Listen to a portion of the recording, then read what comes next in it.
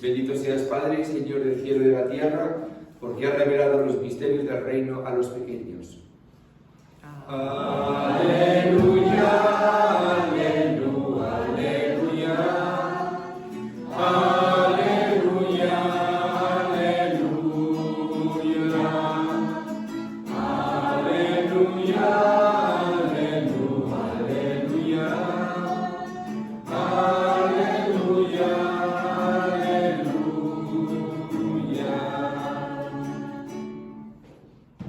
El Señor esté con vosotros. Y con tu espíritu. Lectura del Santo Evangelio según San Lucas. Gloria a Dios.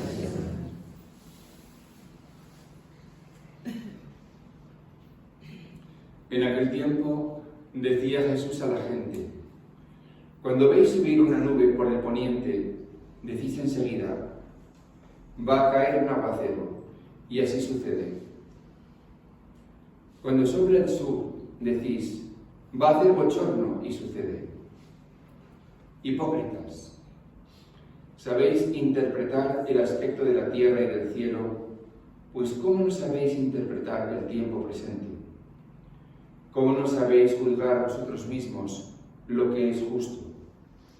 Por ello, mientras vas con tu adversario al magistrado, haz lo posible en el camino por llegar a un acuerdo con él. No sea que te lleve a la fuerza ante el juez, y el juez te entregue al guardia, y el guardia te meta en la cárcel. Te digo que no saldrás de allí hasta que no pagues la última moneda. Palabra del Señor. Gloria a ti, Señor.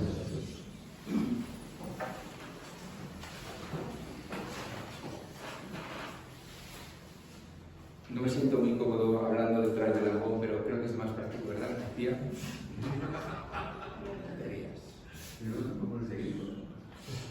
Bueno, pues, y además aquí también está el micrófono.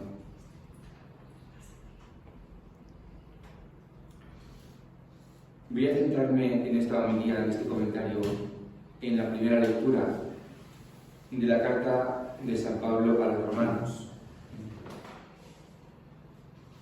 Capítulo 7. Es un texto o es un pasaje muy conocido por todos. La lucha interior. Yo recuerdo que cuando estudiamos San Pablo en las clases de teología, el profesor, el padre Luis López, un hombre muy bueno, pues se preguntaba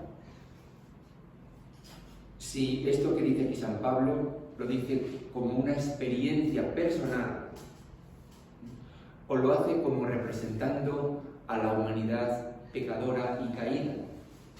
Es decir, como que él personifica y le presta su voz pues, al mundo, a la humanidad, y que por tanto no es su propia experiencia, porque lo que aquí se dice es terrible. Pablo dice, lo habéis escuchado, pues que está mal, está muy mal, acaba diciendo desgraciado de mí. Y esto de estar tan mal parece como que no condice con una persona tan santa. Me acuerdo que, pues, el padre decía, ¿cómo va a ser posible que lo digas a Pablo de sí mismo? No es posible y tal. Así quedaba la cosa. Pero luego fíjate tú, con los años, pues, he ido poquito a poco aprendiendo, ¿no? Y yo veo las cosas de manera muy diferente. Aquí lo que San Pablo muestra es como una intensa polaridad, ¿no? Bien, él dice, yo quiero bien, me gustaría hacer el bien. Mi hombre interior, dice, pues se regocija en la ley de Dios. O sea, una polaridad clarísima que es el bien, y luego otra polaridad que dice que es el mal, que habita en sus miembros, ¿no? Una inmensa tensión, angustiosa, que llega incluso, insisto, a decir, pobre de mí, ¿quién me librará de este cuerpo que me lleva a la muerte? Pero si miráis alrededor, y os invito a que lo hagáis, ¿cuántas personas veis vosotros y vosotras que están tan angustiadas como a Pablo? Que dicen, jo, lo paso fatal, ¿por qué lo pasas tan mal? Es que yo me siento desgarrada por dentro. ¿Por qué? Pues sí, porque yo en mi interior amo a Dios. Deseo hacer el bien, deseo servirle, deseo cumplir su voluntad. Pero luego otro impulso. ¿Cuántas personas conocéis que viven esto? Pues tú eres uno de los santos también. Quiero decir que no hay muchas. En realidad muy pocas. La mayor parte de la gente pues no experimenta este conflicto. Para nada. Es decir, viven una vida libre, vamos, más o menos, libre de conflictos interiores.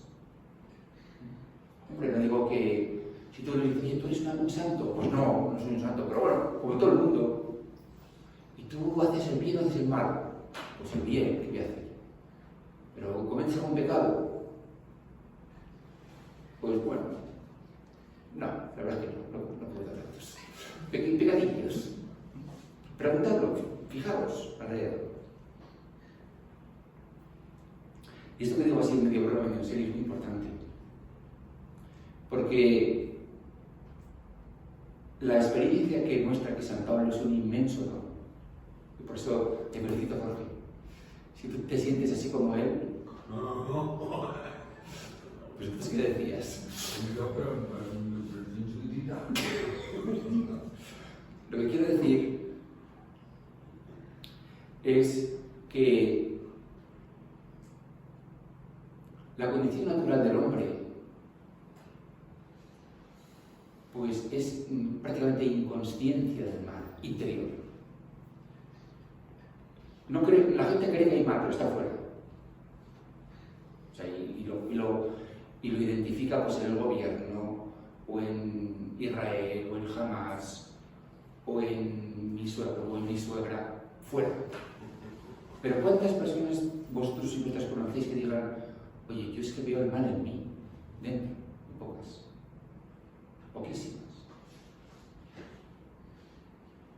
Por eso, yo creo que uno de los grandísimos dones necesarios del Espíritu es que te tiene que revelar lo que dice San Pablo, el mal en ti, el desorden. A mí me gustaría que todos los que estemos aquí esta noche sintiéramos lo mismo que Pablo. De verdad. Y no lo digo en plan sádico, sino porque yo estoy profundísimamente convencido que para que el Espíritu pueda actuar en ti, tienes que estar así como estaba ahí. Y de hecho, después de este capítulo 7 del siglo 24 viene el capítulo 8, casi siempre por lo mismo, ¿verdad? Pero del 7 viene el 8. Bueno, pues el capítulo 8 es una explosión de gozo. Es la vida en el Espíritu. Me acuerdo que la primera vez que me confesé con Chus, me puse de penitencia y me dice, léete el capítulo 8 de la Epístola a los Romanos. Esa fue su penitencia. O sea que, aunque ahora no sea una penitencia, pues os invito a que la leáis. Y precisamente el capítulo 8 es la vida en el Espíritu. Dice, empieza San Pablo diciendo, ninguna condenación pesa ya para los que están en Cristo Jesús. Puesto que, a pesar de que por nuestra carne, etcétera, no estábamos condenados, pero para que llegue esa vida en el Espíritu, y esto nosotros como carismáticos tenemos que entender muy bien,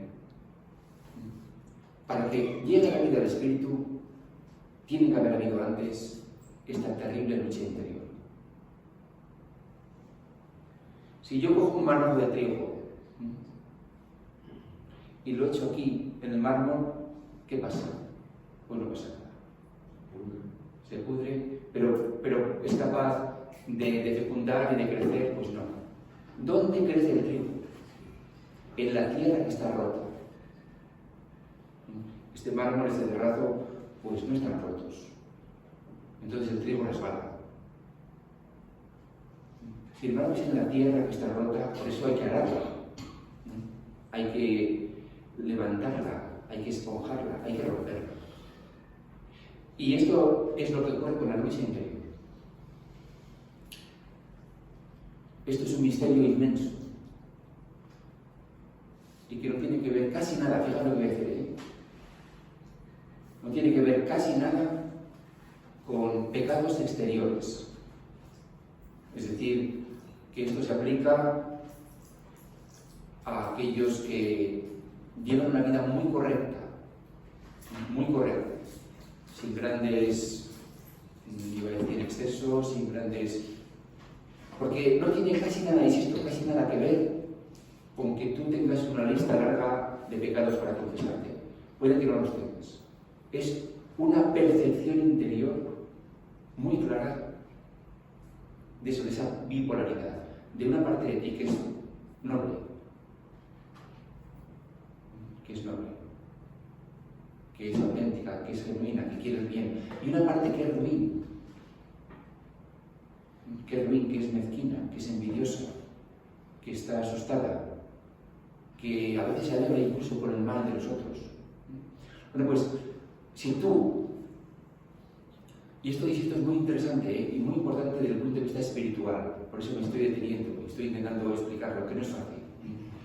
Porque solemos pensar, si yo descubro dentro de mí, por ejemplo, pues que soy envidioso, o que soy envidiosa, o que tengo impulsos indeseables. Si lo descubro dentro de mí, pienso, horrible. Esto es espantoso. Pecado. Yo no voy a decir que te alegres, pero casi. Porque es que se requiere don y gracia para reconocerlo. Normalmente la gente no lo reconoce. Y después, insisto, después de que lo hayas visto y lo hayas reconocido con calma, toda tu ruindad, tu pequeñez, toda esa parte triste, negativa, una vez que la veas, cálmate y respira y acógela. Esa parte es absolutamente necesaria en tu vida espiritual. Créeme. Total y absolutamente necesaria. Atención, creo que se entiende que no estoy animando a nadie de tonto, ¿no? Y que si tienes impulsos, pues no te estoy diciendo que los lleves a cabo, o que si eres envidioso, que te pongas a criticar. No me estoy refiriendo a eso, para nada. Me estoy refiriendo a que si tú descubres en ti esos impulsos, esa parte negativa, que ya es una gracia grande, que eso no lo interpretes como una mala cosa, como una mala noticia, es necesario. Y toda tu vida lo vas a ver. De hecho, fijaros, yo estoy convencido que los santos, los que nosotros llamamos santos, ¿en qué se diferenciaban del hombre ordinario? Pues desde el punto de vista, en dos cosas, fijaros ahí. Primero, tenían una conciencia de ser hijos de Dios más clara de la que tengo yo. O sea, hay una parte de mí que es noble, que es santa. Bueno, pues ellos tenían esa conciencia mucho más clara que la que tengo yo, la que puedes tener tú. De hecho, en algunos casos, pues, San Juan de la Cruz, por ejemplo, dice que Dios estaba en él y él estaba en Dios. O sea, ya es el sumo, ¿no? Los grandes místicos. O sea, por una parte eso es innegable. Una conciencia de la inmensa bondad que habitaba en su corazón. Eso es una parte. Pero la otra no es menos cierta. Tenía más conciencia de pecado que lo que tenemos tú y yo. O sea, la percepción de esta oscuridad, de esta negatividad, de este abismo, de este pecado que se le podemos llamar, era mucho más intensa, o es mucho más intensa, en los que llamamos santos, ¿no? Que entienden. Por ponerte otro ejemplo. Vosotros sabéis que nosotros tenemos, pues, límites para percibir, ¿no?, las frecuencias. O sea, más allá están los rayos infrarrojos y ultravioletas, ¿no? Y más allá no vemos. ¿Me sabéis, no? Bueno, pues esa es la visión normal. Pero imaginaros un santo, pues, incluso más allá del violeta B y también más allá del rojo, del infrarrojo. O sea, tienen sus niveles de percepción mucho más grandes, mucho más altos, mucho más extendidos que nosotros. Ven lo bueno y lo malo. O sea, es un error brutal pensar que un santo, Santo Domingo de Guzmán, San Juan de la Cruz, San Francisco de Asís, se tienen o se ven a sí mismos como angelitos. Eso es un error inaceptable. Y si queréis, no tenéis más que leer las biografías. Yo, por ejemplo, me intereso mucho por San Juan de la Cruz.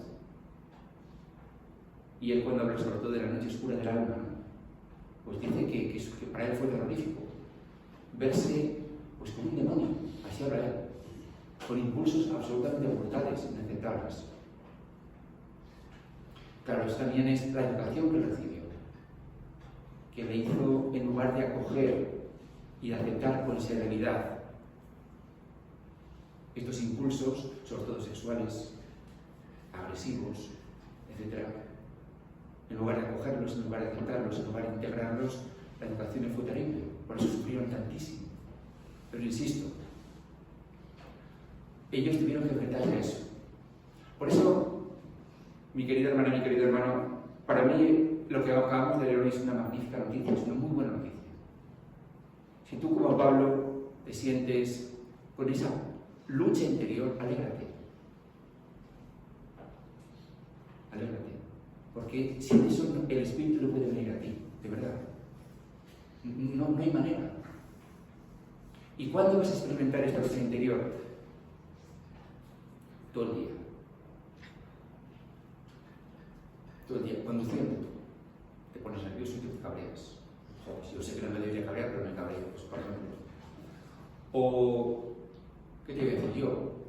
Estás con un grupo de gente y alguien no te hace caso y te sientes molesto. Te ofendes. O hablando con alguien, pues, o sea, en cualquier momento del día tienes la oportunidad de experimentar tu parte humilde, tu parte débil, tu parte pobre, esa parte de la polaridad, insisto, que no nos gustaría ver. Bueno, pues acógela. Acógela. Pues este soy yo. No es algo que se debería eliminar de ti. Si el Señor, yo lo pienso muchas veces, ¿no? Imaginaros, por ejemplo, y que no estoy a cabo, no quiero alargar mucho, pues que hubiera un tratamiento en Estados Unidos, ¿no? Que te hacen una cirugía cerebral y te quitan las partes que son responsables, como diría San Pablo, de hacer el mal. Lo quitan, te las extirpan. Y luego, pues si falta algo, te dan radioterapia, luego te dan medicina. Total, que al acabar ya eres un santo, incapaz de hacer el mal.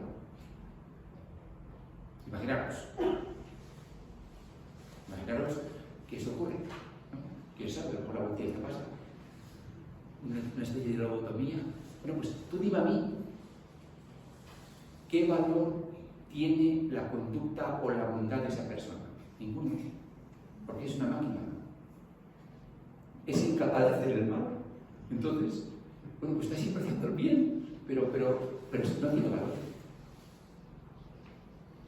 Por eso nuestras acciones tienen valor porque podemos hacer el mal. Y si tú eres simpática y agradable, tu simpatía y tu bondad tiene valor. Porque es que si quieres puedes no serlo. Y si yo a veces cuando estoy de mal humor, ¿no? Pues respondo con una sonrisa, esa sonrisa tiene valor. Porque puedo ser muy antipático. Es importante que entendamos esto. E insisto, si tú no experimentases en ti esa tensión, ese dolor, esa frustración que dice San Pablo, pobre de mí, ciertamente el Espíritu no podría entrar en ti. Por eso yo le doy gracias al Señor, como Pablo, pues porque en mí existe esa lucha, va a existir siempre, y eso me hace que esté siempre abierto al don de Dios. Gloria al Señor.